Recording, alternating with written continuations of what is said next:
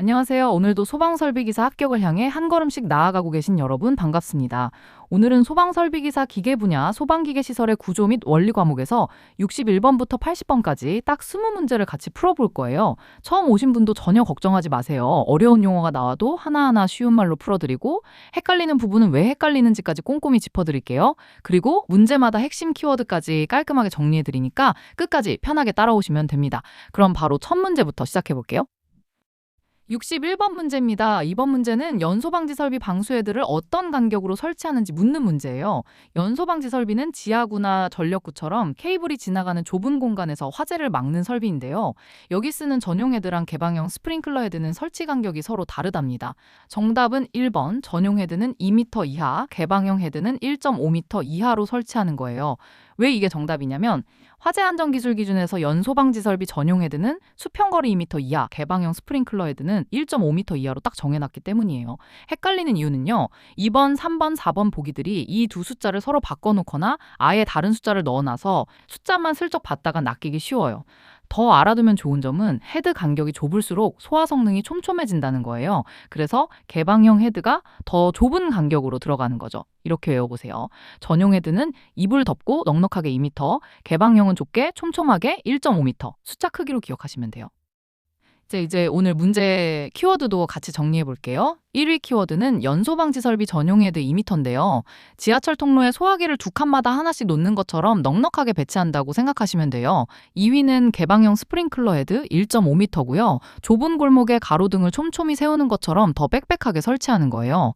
3위는 수평거리인데 헤드와 헤드 사이 팔 벌린 거리를 재는 거랑 비슷해요. 이 거리가 기준을 넘으면 화재를 못 잡는 구간이 생기거든요. 이렇게 풀어보시면 돼요. 먼저 문제에 나온 헤드가 전용 헤드인지 개방형인지 구분하고 각각 2m, 1.5m라는 수평거리 기준을 적용해서 마지막으로 두 숫자를 헷갈리지 않게 짝지어서 답을 고르면 끝이에요. 62번 문제입니다. 이번엔 옥내 소화 전설비 가압 송수장치 이야기예요.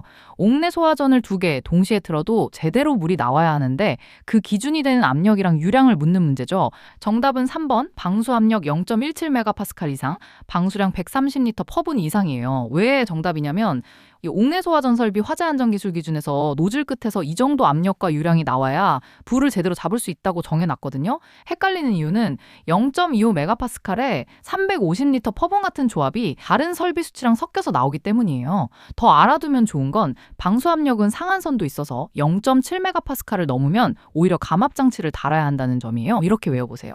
옥내 소화전은 017, 130, 0.17메가파스칼에 130리터 퍼분 이 숫자 세트만 기억하면 끝이에요. 키워드로 정리해볼게요. 1위는 방수압력 0.17메가파스칼인데 샤워기 수압을 최소한으로 맞춰야 물이 세게 나오는 것처럼 이게 소화전이 제대로 작동하는 최저 압력선이에요. 2위는 방수량 130리터 퍼분인데 1분에 큰 생수통 65개를 쏟아내는 양이라고 생각하시면 돼요. 3위는 동시 사용 개수 2개인데요. 2명이 동시에 물을 뿌려도 압력이 안 떨어지게 설계 기준을 잡은 거예요. 이렇게 풀어보세요. 먼저 옥내 소화전을 최대 2개 동시에 쓴다고 가정하고 노즐 끝 방수압력 0.17메가파스칼 이상을 확인한 다음 방수량 130리터 퍼분 이상 조건까지 맞춰서 답을 고르면 됩니다. 63번 문제입니다. 이번엔 구조대, 그중에서도 경사강화식 구조대의 구조 기준 중에 틀린 걸 찾는 문제예요. 구조대는 화재 때 창문이나 발코니에서 지상까지 미끄러져 내려가는 큰 포대 모양의 피난기구인데요. 여기서 숫자 하나가 살짝 바뀌어 있어요. 정답은 3번, 입구틀과 고정틀의 입구는 지름 40cm 이상의 구체가 통과해야 한다고 되어 있는 부분이 틀렸어요. 왜 틀렸냐면 실제 기준은 40cm가 아니라 50cm거든요. 축구공보다 조금 큰 공이 쑥 통과할 정도의 크기가 진짜 기준이에요. 헷갈리는 이유는 나머지 1번, 2번, 4번은 다 실제 기술 기준이랑 똑같은 옳은 설명이라서 숫자 하나만 바뀐 3번을 놓치기 쉽다는 거예요. 더 알아두면 좋은 건 경사강화식 구조대는 45도 각도로 비스듬히 설치해서 마찰로 내려가는 속도를 줄이는 원리라는 점이에요. 이렇게 외워보세요. 구조대 입구는 50축구공 통과, 지름 50cm짜리 구체가 쑥 통과해야 진짜 기준이고 40이라고 하면 거짓말이에요. 키워드로 정리해 볼게요. 1위는 입구 틀과 고정 틀 지름 50cm, 축구공보다 조금 큰 공이 통과할 정도의 크기를 기준으로 삼는다는 뜻이에요. 2위는 강화 방향, 봉합부가 없어야 한다는 거고요. 미끄럼틀 바닥에 이음새가 튀어나와 있으면 걸려 넘어지듯 구조대 몸통도 이음새가 없어야 안전하다는 원리예요. 3위는 하부 지지 장치 인장력이 균등해야 한다는 거고, 그물 침대를 팽팽하게 당길 때 사방이 똑같은 힘으로 당겨져야 처지지 않는 것과 같아요. 이렇게 풀어보세요. 각 보기의 숫자와 조건을 실제 기술 기준이랑 하나씩 대조해서 지름 50cm 기준이 40cm로 바뀌어 있는지 확인하고 숫자가 다른 보기를 틀린 것으로 찾아내면 됩니다. 64번 문제입니다. 포혼합장치 종류 중에서 가압송수장치, 그러니까 펌프랑 포혼합장치를 같이 쓰는 방식이 뭐냐는 문제예요. 정답은 4번 펌프 프로포셔너 방식이에요. 왜 정답이냐면 이 방식은 펌프의 토출측이랑 흡입측 사이에 바이패스 배관을 연결하고 그 배관 중간에 흡입기를 달아서 펌프 자체 압력으로 포소약제를 빨아들이거든요. 그래서 펌프랑 혼합장치가 하나로 딱 결합돼서 같이 작동하는 거예요. 헷갈리는 이유는 라인 프로포셔너나 프레저 프로포셔너, 프레저 사이드 프로포셔너는 다 별도의 경로나 압입 용기, 별도 펌프를 써서 섞는 방식이라서 이 문제랑은 다르다는 점이에요. 더 알아두면 좋은 건 포혼합장치 네 종류의 원리 차이를 구분하는 게 실무나 시험 모두에서 진짜 중요하다는 거예요. 이렇게 외워보세요. 펌프가 곧 혼합기, 펌프 프로포셔너는 펌프 혼자 다 해먹는 원맨쇼 방식이에요. 키워드로 정리해 볼게요. 1위는 펌프 프로포셔너인데 믹서기 하나로 재료를 갈면서 동시에 담아내는 것처럼 펌프가 가압이랑 혼합을 한 번에 처리한다고 생각하시면 돼요. 2위는 바이패스 배관인데 큰 도로에서 살짝 옆길로 샜다가 다시 합류하는 우회도로처럼 펌프 토출 측 물 일부가 우회해서 약재를 끌어오는 거예요. 3위는 흡입기, 이덕터인데요. 빨대로 음료를 빨아올리듯 물 흐름의 압력차를 이용해서 포소화 약재를 빨아들이는 원리예요. 이렇게 풀어보세요. 먼저 문제에서 가압 송수장치랑 함께 사용한다는 키워드를 찾고 펌프 프로포셔너가 펌프 자체를 활용한다는 원리를 떠올린 다음 나머지 세 방식은 별도 경로로 혼합한다는 점과 구분해서 답을 고르면 됩니다. 65번 문제입니다. 분말 소화약제 가압용 가스, 용기에 달리는 부속기기 두 가지를 묻는 문제예요. 하나는 용기를 여는 밸브, 하나는 압력을 낮춰주는 조정기인데 이 둘을 헷갈리지 않게 짝짓는 게 핵심이에요. 정답은 1번 전자개방 밸브랑 압력 조정기예요. 왜 정답이냐면 가압용 가스 용기가 3병 이상일 때는 2개 이상의 용기에 전자개방 밸브를 달아서 동시에 열리게 하고, 가압용 가스 용기 자체에는 2.5메가파스칼 이하로 압력을 낮춰주는 압력 조정기를 다는 게 기준이거든요. 헷갈리는 이유는 정압작동장치라는 게 있어서 압력조정기랑 자꾸 혼동되는데, 정압작동장치는 가스가 아니라 저장용기 안 약재 방출 시점을 감지해서 열어주는 다른 부품이라는 거예요. 더 알아두면 좋은 건 정압작동장치는 가스압력 스위치나 기계식, 타이머식 등 여러 방식으로 구현된다는 점이에요. 이렇게 외워보세요. 전자개방 밸브는 문을 여는 열쇠, 압력 조정기는 숨 고르는 조절기, 전자개방 밸브로 열고 압력 조정기로 낮춘다. 이렇게 기억하시면 돼요. 키워드로 정리해 볼게요. 1위는 전자개방 밸브인데 리모컨으로 여러 개 문을 동시에 여는 것처럼 용기 3병 이상일 때 2개 이상을 한 번에 열어주는 역할이에요. 2위는 압력 조정기인데 수도꼭지 압력을 줄여주는 감압 밸브처럼 가압용 가스 압력을 2.5메가파스칼 이하로 낮춰주는 거예요. 3위는 정압작동 장치인데 요리 타이머처럼 지금이 방출할 때라는 신호를 알려주는 장치로 이번 문제의 빈칸과는 역할이 다르다는 걸 구분해야 해요. 이렇게 풀어보세요. 첫 번째 빈칸이 용기를 여는 밸브인지 확인해서 전자개방 밸브를 고르고, 두 번째 빈칸이 압력을 낮추는 기기인지 확인해서 압력 조정기를 고른 다음 정압작동 장치랑 혼동하지 않도록 역할을 딱 구분하면 됩니다. 66번 문제입니다. 스프링클러 설비에서 교차 배관에서 갈라지는 가지 배관 하나에 헤드를 최대 몇 개까지 달 수 있냐는 문제예요. 문제에 예외 조건이 붙어 있으니까 원칙적인 숫자를 물어보는 거라는 걸 눈치채셔야 해요. 정답은 1번 8개예요. 왜 정답이냐면 교차 배관에서 갈라지는 한쪽 가지 배관에는 원칙적으로 헤드를 8개 이하로 설치해야 한다는 기준이 있기 때문이에요. 헷갈리는 이유는 10개나 12개, 15개는 칸막이 구획이나 격자형 배관 같은 예외 조건이 적용됐을 때 늘어날 수 있는 숫자들이라서 헷갈리기 쉽다는 점이에요. 더 알아두면 좋은 건 격자형 배관 방식이나 칸막이 구획을 하면 헤드 개수 제한이 완화된다는 거예요. 그래서 문제에 나온 단서, 제외 조건을 꼭 확인하셔야 해요. 이렇게 외워보세요. 가지 배관엔 8개만, 야구팀도 아닌데 딱 8명, 이렇게 기억하시면 돼요. 키워드로 정리해볼게요. 1위는 가지 배관 8개 이하인데 8명이 딱 맞게 타는 승합차처럼 한쪽 가지 배관에는 원칙적으로 8개까지만 헤드를 단다는 거예요. 2위는 교차 배관 분기점인데 큰 도로에서 갈라지는 골목 입구처럼 이 지점을 기준으로 헤드 개수를 센다는 뜻이에요. 3위는 예외 조건, 칸막이나 격자형 배관인데 특별 허가를 받으면 정원을 넘겨 탈 수 있는 버스처럼 이런 조건이면 8개를 넘길 수 있다는 거예요. 이렇게 풀어보세요. 문제의 예외 조건이 제외된다고 명시됐는지 먼저 확인하고 원칙적인 가지 배관 8개 기준을 떠올린 다음 그 숫자를 기준으로 답을 고르면 됩니다. 67번 문제입니다. 소화약제가 아닌 것으로 만든 간이 소화 용구, 그중에서도 마른 모래의 능력 단위를 묻는 문제예요. 삽을 상비한 50리터 이상짜리 모래 일포가 몇 단위인지 물어보는 거죠. 정답은 1번 0.5단위예요. 왜 정답이냐면 마른 모래 삽 상비 50리터 이상 일포의 능력 단위가 0.5단위라고 정해져 있기 때문이에요. 헷갈리는 이유는 1단위는 팽창질석이나 팽창진주암, 삽 상비 160리터 이상 일포의 능력 단위랑 헷갈리기 쉬운 값이라는 점이에요. 더 알아두면 좋은 건 소화약제를 안 쓰는 마른 모래나 팽창질석도 능력 단위로 인정돼서 소화기 대체 수단으로 일부 시설에 쓰인다는 거예요. 이렇게 외워보세요. 모래는 반쪽짜리 소화력, 마른 모래 0.5단위, 팽창질석의 딱 절반이라고 생각하시면 돼요. 키워드로 정리해볼게요. 1위는 마른 모래 0.5단위인데 반컵짜리 물로는 불을 완전히 못 끄듯 모래는 소화력이 절반 수준인 0.5단위로 인정된다는 거예요. 2위는 50리터 이상 일폰인데 큰 쓰레기 봉투 하나 가득 담긴 모래량이 기준치라고 생각하시면 돼요. 3위는 삽상비인데 소화기에 손잡이가 있어야 쓸 수 있듯 모래도 삽이 같이 있어야 실제로 뿌려서 쓸 수 있다는 뜻이에요. 이렇게 풀어보세요. 먼저 소화약제가 아닌 마른 모래라는 걸 확인하고 50리터 이상 일포 조건을 확인한 다음 능력 단위 0.5단위를 답으로 고르면 됩니다. 68번 문제입니다. 방호구역이 세 구역인 특정 소방대상물에 한론 소화 설비를 설치했을 때 저장 용기랑 집합관 사이 연결 배관에 뭘 달아야 하냐는 문제예요. 정답은 2번 선택 밸브예요. 왜 정답이냐면 방호구역이 2개 이상이면 저장용기를 집합관으로 연결해서 공용으로 쓰는데 이때 저장용기랑 집합관 사이에 선택 밸브를 달아서 분란구역으로만 약재가 나가게 하기 때문이에요. 헷갈리는 이유는 리드 실린더는 기동용기를 여는 부품이고 릴리프 밸브는 과압을 빼주는 밸브, 체크 밸브는 역류를 막는 밸브라서 이 문제에서 묻는 구역 선택 기능과는 역할이 다르다는 점이에요. 더 알아두면 좋은 건 방호구역이 딱 하나면 선택 밸브 없이도 설치가 가능하지만 세 구역처럼 여러 구역이면은 반드시 선택 밸브가 필요하다는 거예요. 이렇게 외워보세요. 세 구역이면 골라야지. 선택 밸브는 리모컨처럼 분란 구역만 딱 골라서 약재를 보내준다고 기억하시면 돼요. 키워드로 정리해 볼게요. 1위는 선택 밸브인데 텔레비전 리모컨으로 원하는 채널만 켜듯 화재가 난 구역에만 약재를 보내도록 방향을 정해주는 밸브예요. 2위는 방호구역 3구역인데 아파트 3개 동을 관리하는 관리사무소처럼 저장용기 하나가 3구역을 담당한다는 뜻이에요. 3위는 집합관인데 여러 지선이 모이는 기차역 환승 플랫폼처럼 저장용기의 약재가 한 곳에 모여서 각 구역으로 나뉜다는 원리예요. 이렇게 풀어보세요.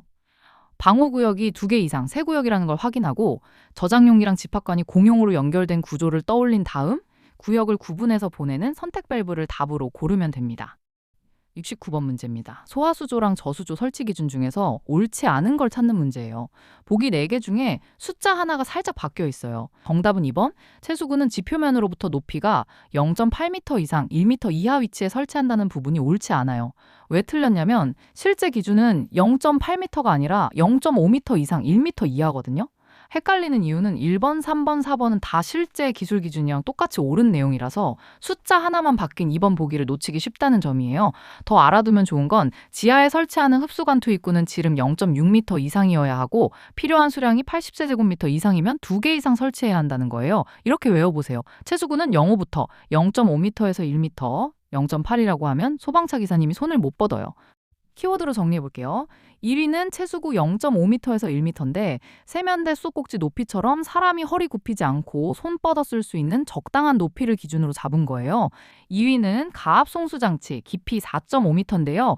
우물이 너무 깊으면 손으로 못 퍼내듯 4.5m 이상 깊으면 펌프가 필요하다는 뜻이에요. 3위는 유량 0.8세제곱미터 펍은 예외인데 수돗물이 콸콸 잘 나오는 집은 별도 물탱크가 필요 없듯 유량이 충분하면 소화수조를 안 만들어도 된다는 거예요. 이렇게 풀어보세요. 각 보기의 숫자를 실제 기준이랑 비교해서 채수구 높이가 0.5m에서 1m인지 확인하고 0.8m로 바뀐 보기를 옳지 않은 것으로 찾으면 됩니다. 70번 문제입니다. 상수도 소화용수 설비 설치 기준 문제예요. 75mm 이상 수도 배관에 몇 밀리미터 이상 소화전을 접속하는지 묻는 거죠. 정답은 3번 100mm예요. 왜 정답이냐면 상수도 소화용수 설비는 호칭 지름 75mm 이상 수도 배관에 호칭 지름 100mm 이상 소화전을 접속해야 한다는 기준을 따르기 때문이에요. 헷갈리는 이유는 50mm랑 80mm는 배관 지름보다 작은 값이라 실제 기준보다 작고 125mm는 기준보다 큰 값이라서 헷갈리게 만든다는 점이에요. 더 알아두면 좋은 건 소화전은 특정 소방 대상물 수평거리 140m 이하마다 하나씩 설치해야 한다는 규정도 자주 같이 나온다는 거예요. 이렇게 외워보세요. 75 배관엔 100 소화전, 75mm 배관에 100mm 소화전 세트로 기억하시면 돼요. 키워드로 정리해볼게요. 1위는 소화전 100mm인데 소방차가 연결하는 큰 수도꼭지는 일반 수도꼭지보다 훨씬 굵어야 하듯 100mm 이상이어야 물을 충분히 뽑을 수 있다는 뜻이에요. 2위는 수도배관 75mm인데 소화전보다 살짝 얇아도 되는 상수도 본관 굵기 기준이에요. 3위는 설치거리 140m인데 동네 곳곳에 소화전을 적당히 배치하려면 140m마다 하나씩 두어야 커버가 된다는 뜻이에요. 이렇게 풀어보세요. 문제의 수도배관 75mm 조건을 확인하고 여기 접속되는 소화전 지름 기준을 떠올린 다음 100mm를 답으로 고르면 됩니다. 71번 문제입니다. 분말 소화 설비 호스를 방식에서 노즐 하나당 1분에 뿌리는 약재량 중에 옳지 않은 걸 찾는 문제예요. 종류별로 숫자가 다 다르니까 짝을 잘 맞춰야 해요. 정답은 2번 제2종 분말은 25kg이라고 되어 있는 부분이 옳지 않아요. 왜 틀렸냐면 실제로는 제2종도 27kg이거든요. 제1종은 45kg, 제2종이랑 제3종은 27kg으로 같고 제4종은 18kg이에요. 헷갈리는 이유는 1번 제1종 45kg, 3번 제3종 27kg, 4번 제4종 18kg은 다 실제 기준이랑 맞는 옳은 값이라서 25kg으로 살짝 바뀐 2번 보기만 눈에 안 들어온다는 점이에요. 더 알아두면 좋은 건 제2종이랑 제3종 약재량이 똑같은 이유는 두 약재 모두 비슷한 소화 성능 그룹으로 분류되기 때문이라는 거예요. 이렇게 외워보세요. 2종, 3종은 커플룩, 둘 다 27kg, 25kg 아니고 27kg이에요. 키워드로 정리해볼게요. 1위는 제1종 45kg인데 쌓인 가족 밥솥 용량처럼 가장 많은 45kg을 뿌리는 게 제1종이에요. 2위는 제2종이랑 제3종 27kg인데 쌍둥이처럼 두 종류가 똑같이 27kg을 나눠 갖는다고 생각하시면 돼요. 3위는 제4종 18kg인데 막내가 제일 적게 먹듯 제4종이 가장 적은 18kg이에요. 이렇게 풀어보세요.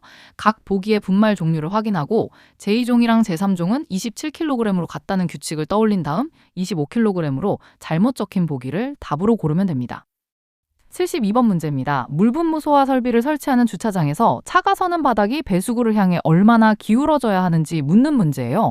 정답은 2번 100분의 2 이상이에요. 왜 정답이냐면 물분무 소화 설비를 설치하는 차고나 주차장 배수 설비는 배수구를 향해서 100분의 2 이상 기울기를 유지해야 한다는 기준이 있기 때문이에요. 헷갈리는 이유는 100분의 1은 기울기가 너무 완만해서 배수가 잘 안 되고 100분의 3이나 100분의 5는 기준보다 훨씬 큰 값이라서 헷갈리게 만든다는 점이에요. 더 알아두면 좋은 건 배수 설비에는 기름 분리 장치도 같이 설치해서 배수 전에 기름을 걸러내야 한다는 거예요. 이렇게 외워보세요. 차대는 바닥은 2% 살짝 미끄럼, 100분의 2 기울기로 물이 쓱 흘러가게 만든다고 기억하시면 돼요. 키워드로 정리해볼게요. 1위는 기울기 100분의 2인데 목욕탕 바닥이 살짝 기울어서 물이 배수구로 흘러가듯 주차장 바닥도 이 기울기로 물을 흘려보낸다는 뜻이에요. 2위는 배수구인데 욕실 하수구처럼 물이 최종적으로 빠져나가는 통로예요. 3위는 기름 분리 장치인데 국물 위에 뜬 기름을 걷어내는 것처럼 배수 전에 기름을 따로 걸러낸다는 거예요. 이렇게 풀어보세요. 물분무 소화 설비가 설치된 주차장 바닥 조건임을 확인하고 배수구 방향으로 향하는 기울기 기준을 떠올린 다음 100분의 1을 답으로 고르면 됩니다. 73번 문제입니다. 소화기에 호스를 안 달아도 되는 기준 중에 틀린 걸 찾는 문제예요. 여기 함정이 하나 있는데 대부분은 무게로 재는데 딱 하나만 부피로 잰다는 거예요. 정답은 1번 소화약재 중량이 5kg 이하인 액체계 소화기라고 되어 있는 부분이 틀렸어요. 왜 틀렸냐면 실제 기준은 중량이 아니라 소화약재 용량이 3리터 이하인 액체계 소화약재 소화기거든요. 단위도 킬로그램에서 리터로 바뀌고 숫자도 5에서 3으로 바뀌어 있는 거예요. 헷갈리는 이유는 2번 분말 소화기 2kg, 3번 할로겐 화물 소화기 4kg, 4번 이산화탄소 소화기 3kg은 다 실제 기준이랑 맞는 옳은 내용이라서 단위까지 바뀐 1번을 놓치기 쉽다는 점이에요. 더 알아두면 좋은 건 액체계 소화기는 물이나 산알칼리 같은 액체 소화약재를 쓰는 소화기라서 용량 단위가 킬로그램이 아니라 리터로 표기된다는 게 시험 함정 포인트예요. 이렇게 외워보세요. 액체는 무게 말고 부피로 재, 3리터 이하 액체계 소화기 킬로그램 아니고 리터라고 기억하시면 돼요. 키워드로 정리해 볼게요. 1위는 액체계 소화기 3리터인데 물통은 무게 대신 몇 리터 들어가나로 재듯 액체계 소화기도 용량으로 기준을 잡는다는 뜻이에요. 2위는 이산화탄소 소화기 3kg인데 작은 아이스크림통 하나 무게 정도가 기준선이에요. 3위는 분말 소화기 2kg인데 우유 2리터짜리 무게 정도라고 생각하시면 돼요. 이렇게 풀어보세요. 각 소화기 종류의 단위가 킬로그램인지 리터인지 확인하고 액체계 소화기만 용량 기준이라는 점을 떠올린 다음 중량의 5kg으로 잘못 표기된 보기를 답으로 고르면 됩니다.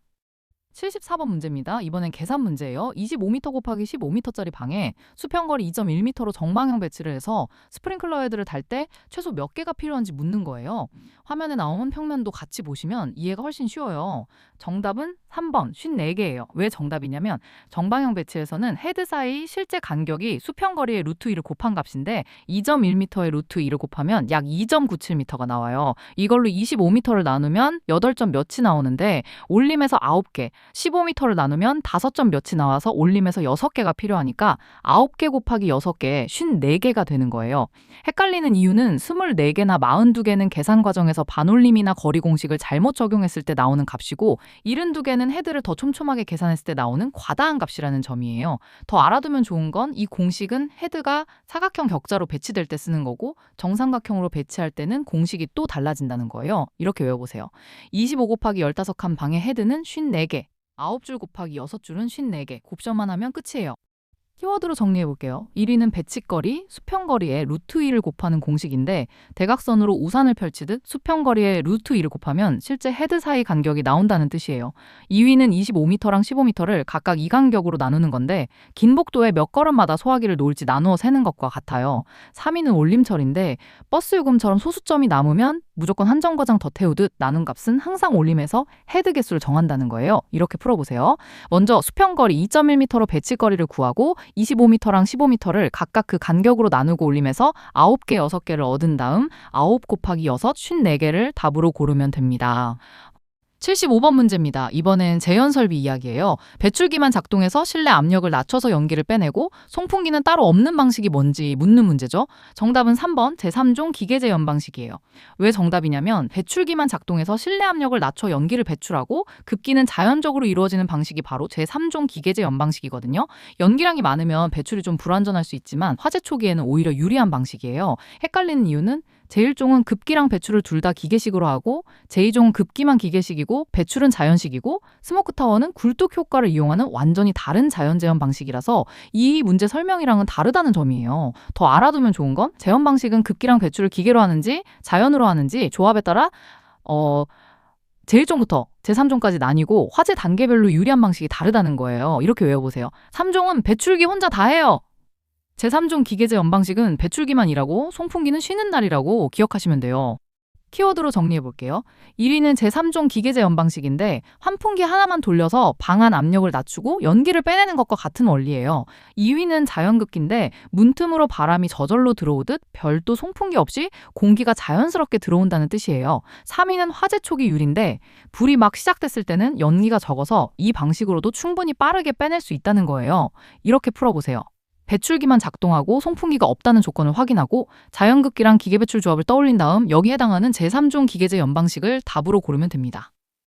76번 문제입니다. 스프링클러 설비 급수배관을 수리 계산으로 설계할 때 가지배관의 최대 유속이 몇 미터 퍼 초냐는 문제예요. 정답은 2번 6미터 퍼 초예요. 왜 정답이냐면 스프링클러 설비 급수배관을 수리 계산에 따라 설계할 경우 가지배관의 유속은 6미터 퍼 초를 넘을 수 없다는 기준이 있기 때문이에요. 헷갈리는 이유는 10미터 퍼 초는 가지배관을 제외한 나머지 배관, 그러니까 교차배관 같은 데 적용되는 기준이라서 이 둘이 자주 헷갈린다는 점이에요. 더 알아두면 좋은 건 유속 기준은 배관 안마찰 손실이랑 수격 현상을 막기 위한 거라서 수리 계산 방식으로 설계할 땐 꼭 확인해야 한다는 거예요. 이렇게 외워보세요. 가지배관은 육각형처럼 딱 6, 가지배관은 6m 퍼 초, 나머지 배관은 10m 퍼 초라고 세트로 기억하시면 돼요.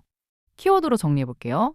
1위는 가지배관 6m 퍼 초인데 골목길인 가지배관은 큰 도로보다 속도를 낮춰야 하듯 6m 퍼 초 이하로 제한한다는 뜻이에요.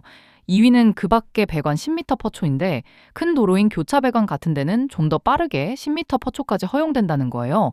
3위는 수리 계산 방식인데 내비게이션이 실제 도로 상황을 계산해서 경로를 짜듯 배관 구경을 정밀하게 계산해서 설계하는 방식이에요. 이렇게 풀어보세요. 문제가 가지 배관의 유속을 묻는지 확인하고 가지 배관이랑 그 밖 배관의 유속 기준을 구분한 다음 6m 퍼초를 답으로 고르면 됩니다. 자, 이번 문제는 77번 피난기구 설치 제외 대상에 관한 문제인데요. 이거 진짜 함정 많은 문제예요. 끝까지 집중해서 들어보세요. 문제는 이거예요. 피난기구를 설치하지 않아도 되는 소방 대상물 중에서 틀린 설명은 뭘까를 찾는 문제거든요. 먼저 보기를 좀 볼게요.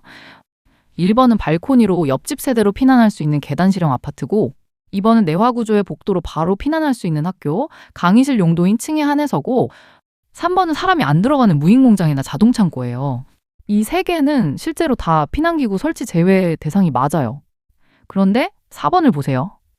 문화집회 시설이나 운동시설, 판매시설, 영업시설, 노유자 시설로 쓰이는 층인데 그 층 바닥 면적이 1000제곱미터 이상인 곳이라고 되어 있죠. 여기서 함정이 뭐냐면요. 원래 규정은 내화구조이고 4층 이하이면서 계고부가 2개 이상인 층은 피난기구를 설치 안 해도 되는 게 원칙이에요. 그런데 그중에서도 이 문화집회 운동 판매 영업 노유자 시설로 쓰이면서 바닥 면적이 1000제곱미터 이상인 층은 이 제외 대상에서 다시 한번 빠져나가요. 그러니까 예외가 되는 거죠. 사람이 많이 몰릴 수 있는 곳이니까 이런 층은 오히려 피난기구를 반드시 설치해야 하는 거예요. 그래서 4번을 설치하지 않아도 되는 대상이라고 단독으로 말하면 틀린 설명이 되는 거고요. 정답은 4번이에요. 이건 이렇게 외우면 돼요. 사람 많이 모이는 곳은 예외 없어요. 1000제곱미터 이상 판매운동 집회시설은 예외로 반드시 설치. 이 문장 하나만 기억해 두시면 비슷한 함정 문제 나올 때 바로 풀리실 거예요. 키워드로 정리해 볼게요. 1위는 예외 1000제곱미터 이상인데 놀이공원에서 자유이용권 소지자는 무료지만 단체 관광객은 예외라는 이중 규정처럼 조건이 겹쳐서 다시 뒤집힌다는 뜻이에요. 2위는 계단실형 아파트인데 발코니로 옆집에 넘어갈 수 있는 구조라서 대피가 쉬워서 예외로 인정된다는 거예요. 3위는 학교 강의실층인데 복도로 바로 나갈 수 있게 설계된 교실처럼 피난이 쉬운 구조라서 예외가 된다는 거예요. 이렇게 풀어보세요. 각 보기가 실제 예외 대상 규정이랑 일치하는지 확인하고 문화집회나 판매시설 등 1000제곱미터 이상은 오히려 반드시 설치해야 하는 예외라는 걸 떠올린 다음 이걸 설치 제외라고 써놓은 보기를 틀린 것으로 고르면 됩니다. 78번 문제입니다. 포소화 설비 중에서 항공기경 납고랑 발전기실 같은 곳에 적용하는 설비 기준을 묻는 문제예요. 숫자 2개를 정확히 짝지어야 해요. 정답은 1번 1000제곱미터 호스릴 포소화 설비 300제곱미터예요. 왜 정답이냐면 항공기경 납고는 바닥 면적 합계가 1000제곱미터 이상이고 항공기 격납 위치가 한정된 경우 그 한정된 장소 외부분에는 호스릴 포소화 설비를 설치할 수 있고 발전기실이나 엔진 펌프실 같은 곳은 바닥 면적 합계가 300제곱미터 미만인 장소에 고정식 압축 공기 포소화 설비를 설치할 수 있기 때문이에요. 헷갈리는 이유는 2번, 3번, 4번은 숫자가 2000이나 500으로 바뀌거나 설비 이름이 포소화전 설비로 바뀌어서 실제 규정이랑 다르게 조합돼 있다는 점이에요. 더 알아두면 좋은 건 항공기경 납고에는 포워터 스프링클러 설비, 포헤드 설비, 고정포 방출 설비, 압축공기 포소화 설비 이렇게 다양한 포소화 설비가 적용될 수 있다는 거예요. 이렇게 외워보세요. 경납고는 1000발전기실은 300, 숫자 앞자리만 기억해도 1000이랑 300세트로 풀린다고 기억하시면 돼요. 키워드로 정리해 볼게요. 1위는 항공기경 납고 1000제곱미터인데 축구장 절반 정도 되는 넓은 면적을 기준으로 이보다 크고 격납 위치가 한정되면 예외를 인정해 준다는 뜻이에요. 2위는 호스릴 포소화 설비인데 소화전처럼 필요할 때 호스를 끌어와 직접 뿌리는 간이형 포소화 설비예요. 3위는 발전기실 등 300제곱미터인데 교실 몇 개 합친 정도의 좁은 면적 기준으로 이보다 작으면 고정식 압축공기 포소화 설비를 쓸 수 있다는 거예요. 이렇게 풀어보세요. 항공기경 납고 기준 면적이 1000제곱미터인지 확인하고 한정된 장소 외에는 호스릴 포소화 설비를 쓸 수 있다는 걸 떠올린 다음 발전기실 등은 300제곱미터 미만 기준임을 확인해서 답을 고르면 됩니다. 79번 문제입니다. 옥내 소화전 설비 가압 송수장치로 안 쓰는 방식이 뭐냐는 문제예요. 힘을 만드는 방식이랑 그냥 여는 밸브를 구분하는 게 핵심이에요. 정답은 4번 솔레노이드 밸브 또는 버터플라이 밸브에 의한 기동이에요.